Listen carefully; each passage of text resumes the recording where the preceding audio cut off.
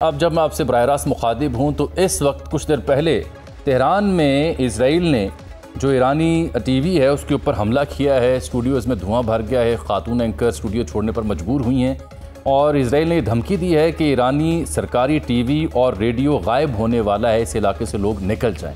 लेकिन अवाम है कि बददस्तूर वहाँ डट के खड़े हैं।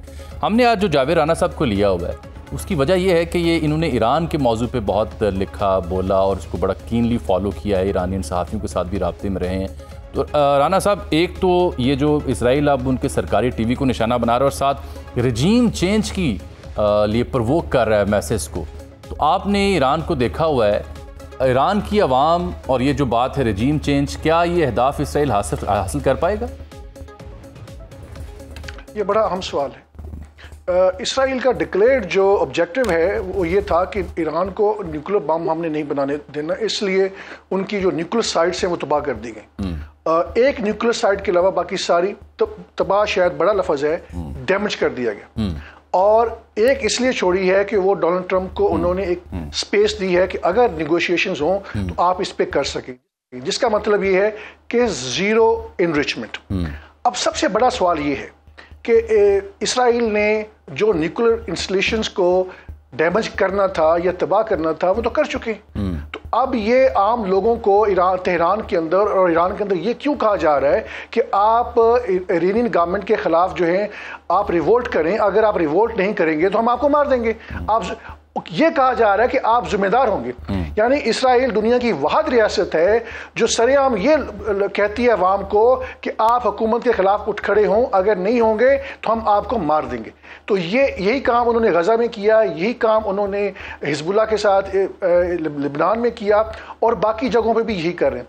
जो ब्रॉडर पिक्चर ये है कि सबसे बड़ा सवाल ये है कि क्या रजीम चेंज ऑपरेशन कामयाब हो सकेगा? एग्जैक्टली उसमें ईरान के ये मैं इस सवाल को एड्रेस करना चाहता हूँ। देखिए, ईरान की हुकूमत ने जब से इनकलाब आया है उन्होंने किसी किस्म की ऑपोजिशन पार्टी का नामो निशान नहीं छोड़ा।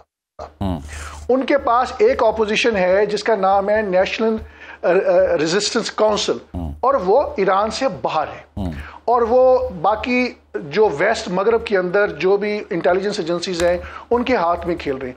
उनकी ग्राउंड के ऊपर प्रेजेंस नहीं है। इसलिए अगर ये ईरान के ऊपर मजीद इंस्टॉलेशंस को तबाह करते हैं, लोगों को मारते हैं, तो इसका मतलब ये नहीं है कि रजीम चेंज ऑपरेशन हो जाएगा। इसराइल की जो इलाका है वो शायद ईरान के इलाके का 5% हिस्सा भी नहीं है। ईरान की जो स्ट्रेटेजिक डेप्थ है वो बहुत ज्यादा है और ईरान ने दहाइयों से इस चीज की तैयारी की हुई है कि अगर अमेरिका हम पे हमला करता है तो हम क्या करेंगे। तो उनके पास जो मिसाइल्स का स्टॉक पाइल है इरानियंस के बकौल that runs into tens of thousands। अच्छा। और बहुत सारी लोकेशंस पे वो पड़ा हुआ है। ईरान इस जंग को लंबा कर सकता है। ईरान ने इराक के साथ जंग लड़ी है 8-10 साल, उनका एक्सपीरियंस है। इसराइल के अंदर आप देख लें कि वो जंग ज्यादा लंबी नहीं कर सकता। उसकी वजह यह है कि अभी इसराइल ने शेल्टर हाउसेस बनाए हुए हैं, जो ट्रेन टनल्स हैं वहां पे लोगों को प्रोटेक्ट किया जा रहा है।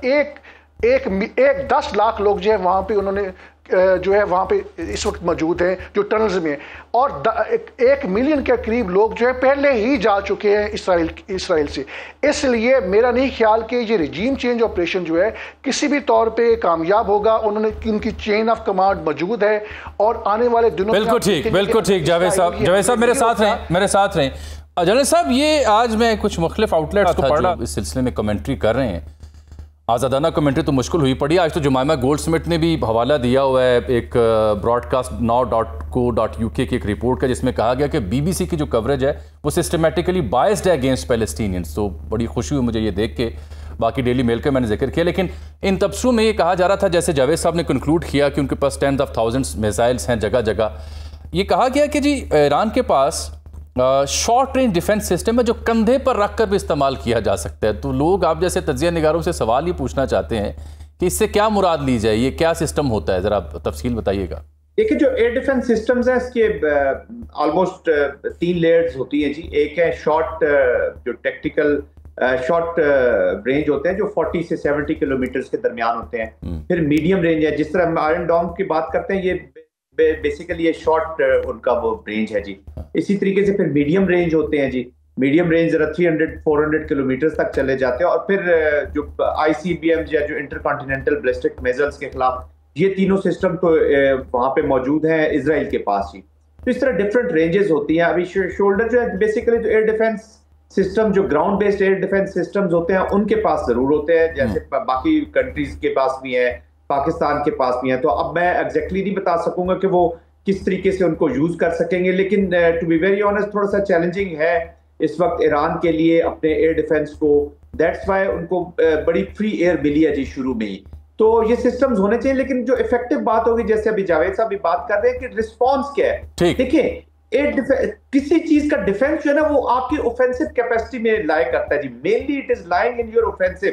अब पाकिस्तान इंडिया के कॉन्टेक्स्ट में भी देख लें, इंडिया का उस वक्त तक वो क्या कहते हैं ना, आपने बंदोबस्त उस वक्त तक नहीं हो सका जब तक आपने मुकम्मल अपना रिस्पांस नहीं दिया। exactly. एयर डिफेंस सिस्टम हमारे पास भी है, वो उन्होंने इंग्रेस की, सारा कुछ किया, लेकिन हमारा जो रिस्पांस किया उसकी कॉस्ट इतनी। एस्केलेशन लेडर पे response is more important and best defence. अब वो हमने देखना है कि ईरान इन मिसाइल से कॉस्ट क्या, ये तो टेक्निकल बातें हैं। देखिए एयर उनको मिली हुई है, वो अटेम्प्ट करते रहेंगे, इनको डिग्रेड करते रहेंगे। राणा साहब से आई टोटली एग्री कि ईरान चाहेगा कि थोड़ी सी प्रोलॉन्ग हो रिस्पांस में, या अगर जाती है तो इजराइल का बहुत नुकसान होगा। वो चाहेंगे शॉर्ट, इमीडिएट और अपने मकासद हासिल करें और निकलें इसके बीच में से, क्योंकि प्रोलॉन्ग आप टेल अवीव पे फेंकते रहे, आप ये वो मुस्लिम कंट्री या पूरा जिस तरह। बिल्कुल ठीक, बिल्कुल ठीक। मैंने अपने इंट्रो में जिक्र किया है कि ये जो इंफॉर्मेशन वॉरफेयर है उसके ऊपर ईरानियन मीडिया उस तरह से वाइब्रेंट नहीं है जिस तरह से पाकिस्तान इंडिया जंग के दौरान इतराफ़ का मीडिया था। और फिर डेली मेल हो, टाइम्स नाउ, NDTV या ट्रंप की वीडियो को एडिट करना हो, एक ख़ास किस्म की पॉस्चरिंग की जा रही है बिलखुसूस इंडियन लेड अकाउंट्स की जानिब से अगेंस्ट पाकिस्तान। उसे टारगेट किया जा रहा है, उसे फिक्स किया जा रहा है इस वॉर में। आपने रीड की सारी सूरत हाल को, क्या एनालिसिस आपका? देखिए वो बड़े वसी पैमाने पे प्रोपेगेंडा कर रहे हैं, हमारे आर्मी चीफ को किसी न किसी तरह इम्प्लीकेट करने की कोशिश कर रहे हैं। He has been the target. और उसमें जो ठीक है हमारा इजराइल के साथ एक एनिमोसिटी का रिलेशनशिप मौजूद है, एक बैकअप प्लान्स इजराइल का मौजूद है पाकिस्तान के ऊपर। आई थिंक उस चीज़ को वो एक्सप्लॉइट किया जा रहा है कि अमेरिका को ये इंप्रेशन दिया जा रहा है कि पाकिस्तान जो है वो इसराइल को दुश्मन समझता है, और उसमें काफ़ी ज़्यादा वो मुबालगाई कर रहे हैं। ये एक ब्रॉडर पर्सपेक्टिव मौजूद है। दूसरी बात ये है कि आम लोगों के अंदर ये एक ख्वाहिश मौजूद है कि पाकिस्तान को ईरान को किसी न किसी तरह फ़ौजी सतह पे सपोर्ट करना चाहिए, वो मिसाइल उनको जो हैं सप्लाईज करने चाहिए। तो मेरा ख्याल ये है कि कुछ हमारे जो इंथ्यूजिस्टिक लोग हैं उनका भी इसमें अमल दखल है, ये सिर्फ हिंदुस्तान ही इसमें शामिल नहीं है।